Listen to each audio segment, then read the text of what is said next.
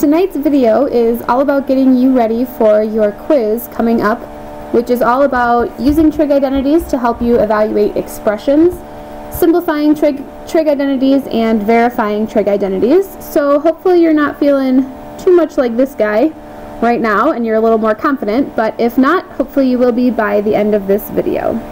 Take out your identity sheet if you do not already have it sitting next to you. Alright, some reminders. In all of these problems, you need to have fun. I know some of you get frustrated when you are doing them. It's okay, but take a step back and realize that you're really just solving puzzles, and take your time to review your identities. The more you study them, the more you see them, the more you use them, the easier it will be to recognize, oh, this might help me in this situation versus this identity helping me in a different situation. Alright, evaluating trig expressions using identities. This was our first part of Unit 5. So find the remaining 4 trig functions if we are given that cosine is 7/25 and sine is negative 24/25. So the first thing to consider is sine here is positive, and cosine here is positive, sine is negative. So if we think about a quadrant where cosine is positive and sine is negative, we're going to be somewhere in the fourth. We know that cosine is 7/25, which means that our secant value will be equal to the reciprocal, 25 over 7. Likewise, sine is negative 24 over 25, so its reciprocal of cosecant will be equal to 25 over negative 24. Remember, you can write that negative sign in the top, right at the middle, or in the denominator. It's up to you.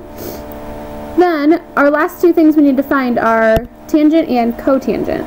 Well, if I have information about cosine and sine, I think the easiest thing to do would be to find tangent. So remember, that's going to be sine all over cosine. So I'm going to multiply by a reciprocal. That should be a 24.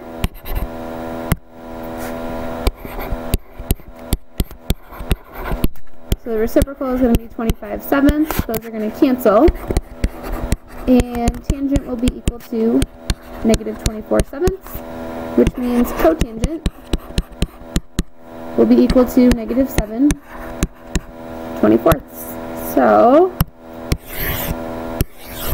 I have all of my trig functions. And it makes sense if we're in the fourth quadrant that cosine and secant are positive and everything else is negative. Alright, so then we started to connect our algebra with our trigonometry by simplifying expressions. That was the second part of this unit. So using your identity sheet, you've got some strategies there that might be able to help you.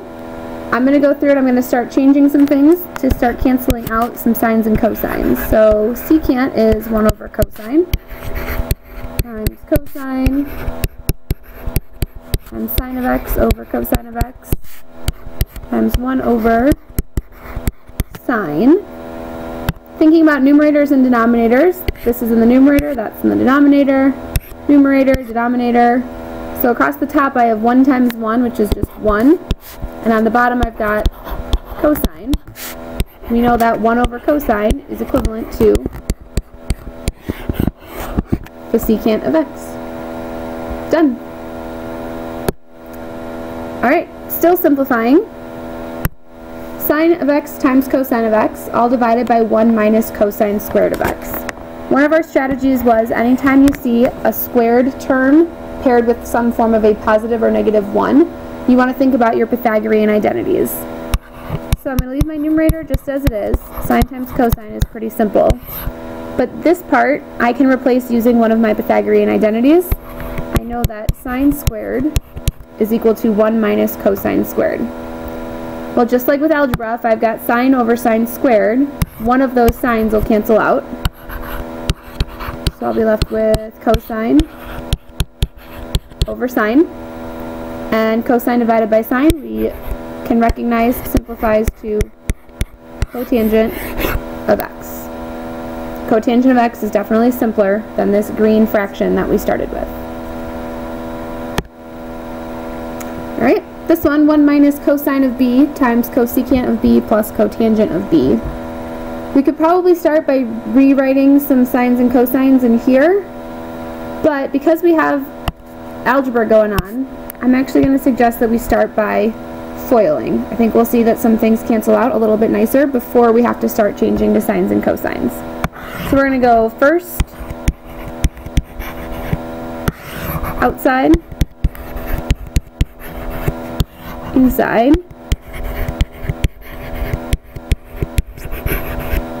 and last.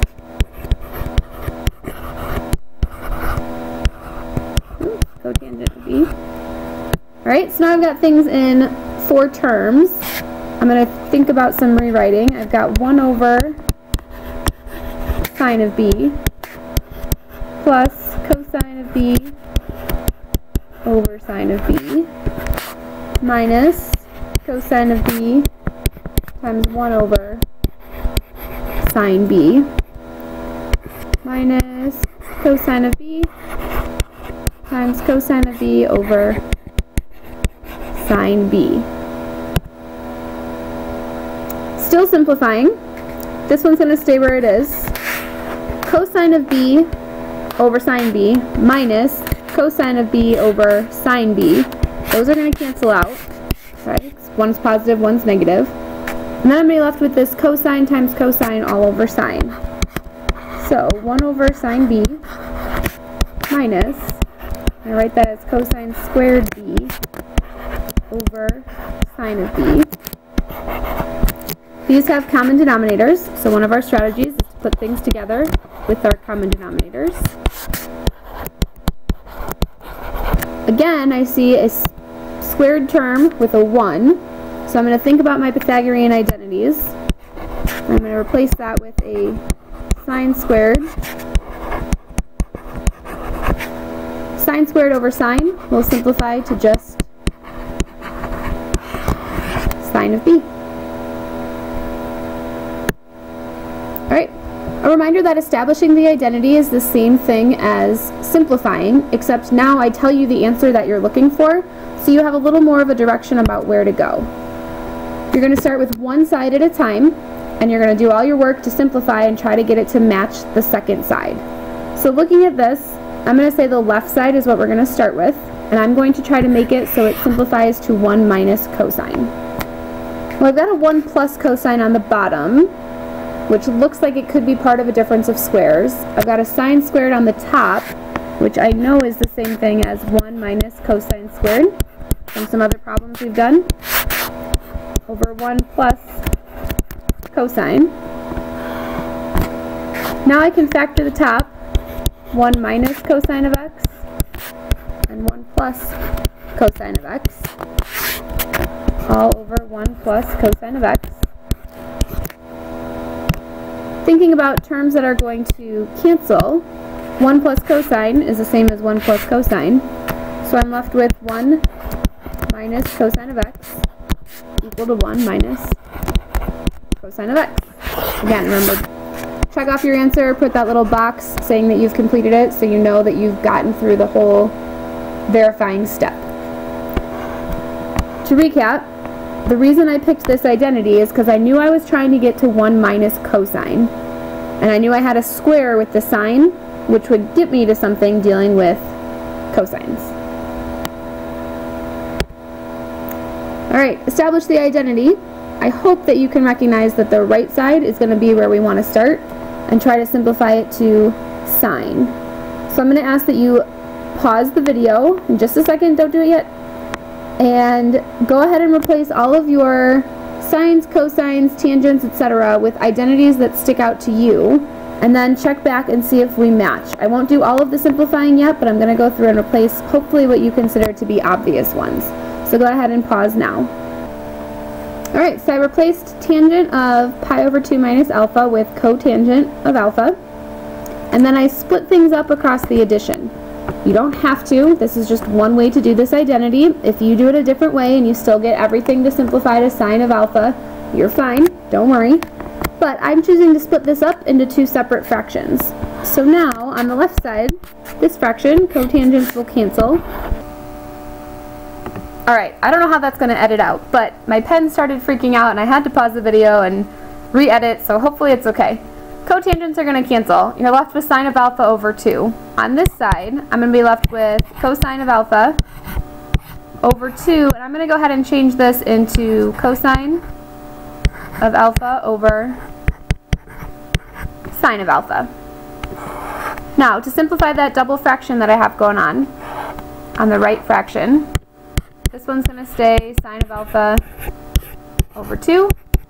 This one, I'm going to view it as cosine of alpha over 2, and then to get rid of this, I'm going to multiply by its reciprocal. Cosines are going to cancel, and I get sine of alpha over 2 plus sine of alpha over 2. Well, if you think about connecting to algebra, I've got 1/2 of a sine plus 1/2 of a sine, which will give me 1 whole sine, equal to the left side, which I was trying to establish. Okay? If you are not convinced about that, think about x over 2 plus x over 2. It could be written as 1/2 x plus 1/2 x, which would give 1x. So the same thing happened in here. Okay? A half plus a half makes a whole. If you did that one a different way, it's okay. Just make sure you're doing things legally, and you'll get to that right identity. Alright, when all else fails, keep calm and do the trig. If you get stuck on those using them to evaluate expressions, draw a triangle. It can help you. If you get stuck on any of your identities, just start changing things into things that seem reasonable. Alright? As a last resort, use sine and cosine. Things should cancel nicely. Pythagorean identities will help you get rid of squares and ones. Remember that you can move things on either side of your identities. So if I have sine squared plus cosine squared equals 1, that means that sine squared is equal to 1 minus cosine squared, because I can subtract that over.